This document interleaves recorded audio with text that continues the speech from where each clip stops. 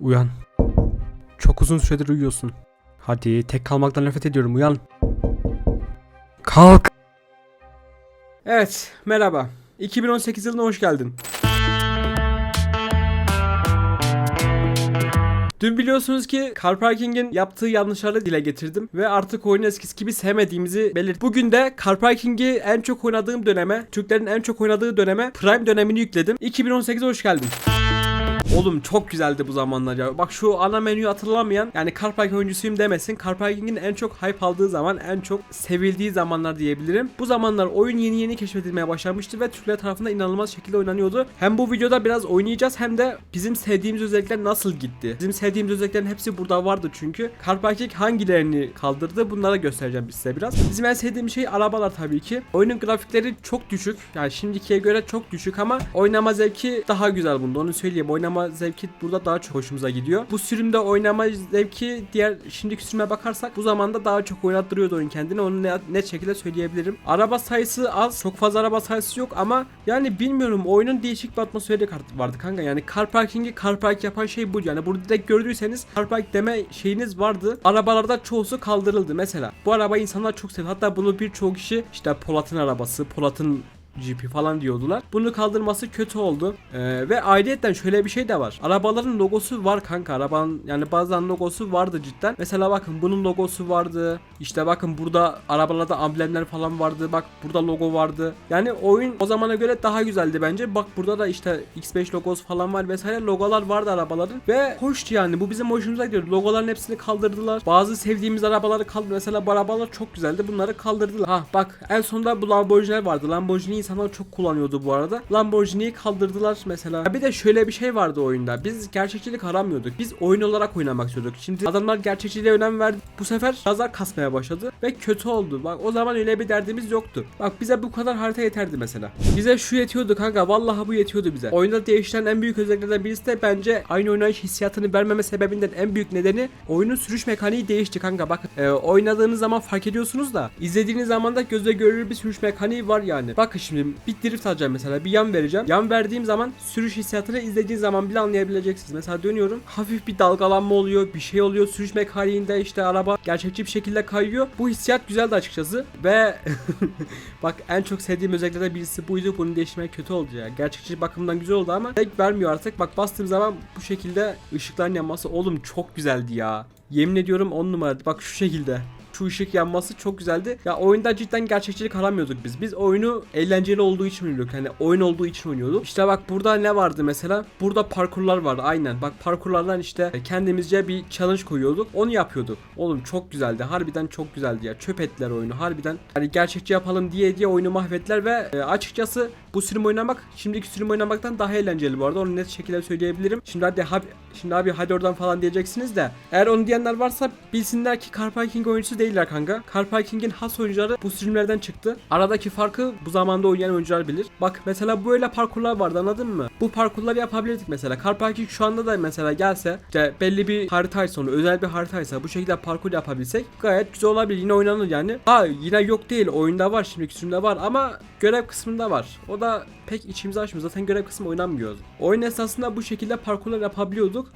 Bak burada da gördüğünüz eğlence parkı var. Adamlar arabayla eğlenelim diye eğlence parkı yapmış. İşte bunlar oyunu oynatıyordu, anladın mı? Biz bu zamanlar gerçeklik aramıyorduk. Bu zaman işte sırf eğlenelim diye, oyun amaçlı olsun diye oynuyorduk. Yani harbiden oyunu oynuyordu kanka, anladın mı? Optimizasyon sorunu yok. Bakın oyun akıcı şekilde oynuyor. Oyun akıcı şekilde oynayabiliyoruz. Yani ya vay be, güzel zamanlardı. Harbiden güzel zamanlardı. Mesela eğlence parkına geliyorduk bu şekilde. Yani şöyle yapıp arabayı çevirip düz durmaya çalıştık ve bu bizim için bir uğraştı. Maksimum de yani bak bu zamanlar söyleyeyim mi? Bu zamanlar insanlar harbiden bu oyunu oynuyordu. Yani bir en az yarım saat aralıksız oynuyorlardı bu oyunu.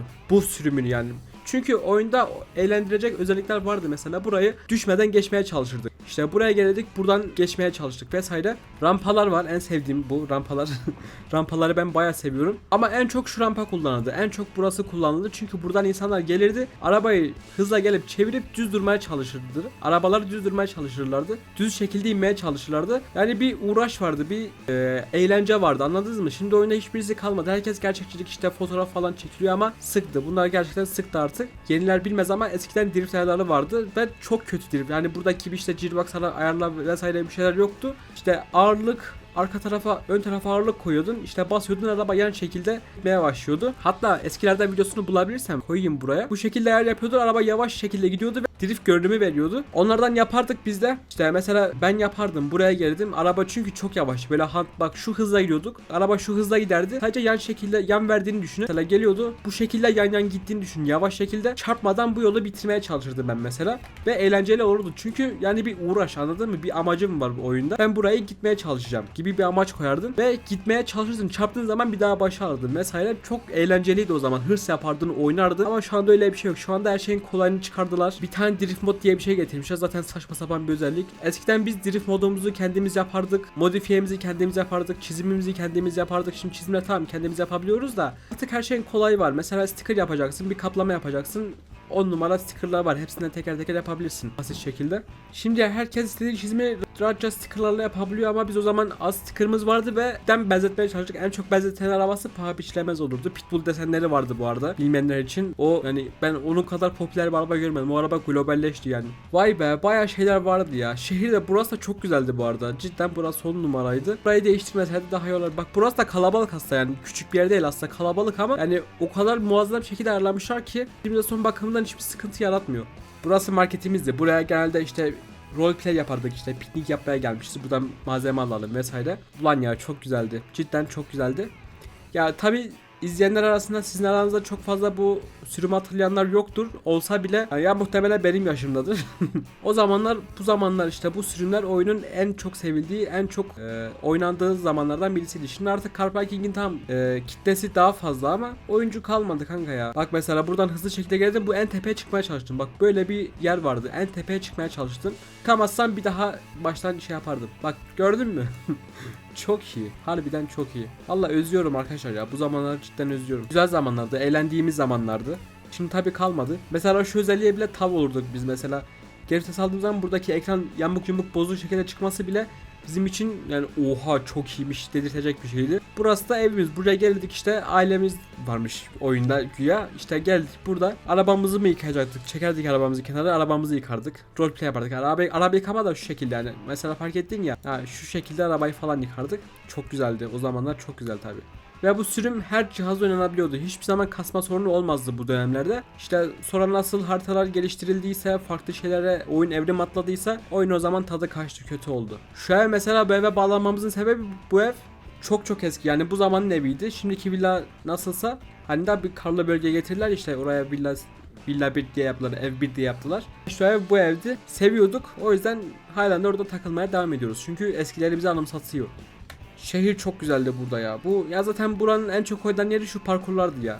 İşte burada hızlı şekilde dönmeye çalıştık bu şekilde. Çarpmadan dönen varsa artı puan veriyorduk vesaire vesaire. Güzel şeyler vardı. Bayağı güzel şeyler vardı. Ama en çok sevdiğim şey bu parkurları yapmaktı. Arabaların çoğusu çıkmıyordu burada mesela. Arabayı yükseltip çıkardım buradan. Of yani of. Bir de çoğunuz hatırlanmaz. Car Parking'in bir oyun daha vardı. O da manuel Car Parking. Yani farkları aynı aslında. Değişen hiçbir şey yok. Sadece işte birisi bu şekilde otomatik vites vardı. Yerinde de manuel vites vardı. O yani tek fark oydu. Onda kaldılar ama oyun daha güzeldi. Onu oynamak yani manuel şekilde oynamak daha güzeldi. Böyle debriyaja bir asılıyordun. Bir bırakıyordun, araba böyle patinaja düşüyordu falan. Gerçekçi bir hissiyat veriyordu o zamanlara göre. Ya şimdi hiçbiri kalmadı kanka ya. Harbiden çöp oldu oyun. Yani özlü insan.